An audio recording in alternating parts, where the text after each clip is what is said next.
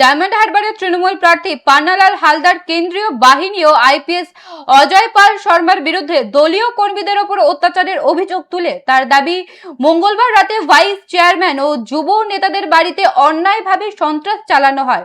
আর কি বললেন তিনি, শুনুন। আপনি গতবারের বিধায়ক এবং এবারের বিধায়ক পদপ্রার্থী, সকাল থেকে বুথগুলো পরিদর্শন করছেন, কি দেখলেন? দেখলাম ভালো ভোট হচ্ছে, ভালো ভোট। পুষ্পেন্দু এবারে পঞ্চায়েতে ঢুকবো, পঞ্চায়েতে কী হয় না হয় তা একটা ভীতির সৃষ্টি করেছে। শুনেছেন তো বোধহয় উত্তরপ্রদেশের একজন আইপিএস অজয় পাল শর্মা, তিনি সকাল থেকে ডায়মন্ড হারবার বিভিন্ন বুথে বুথে ঘুরে বেড়াচ্ছেন। ঘুরতে পারেন, তার ঘোরার অধিকার আছে।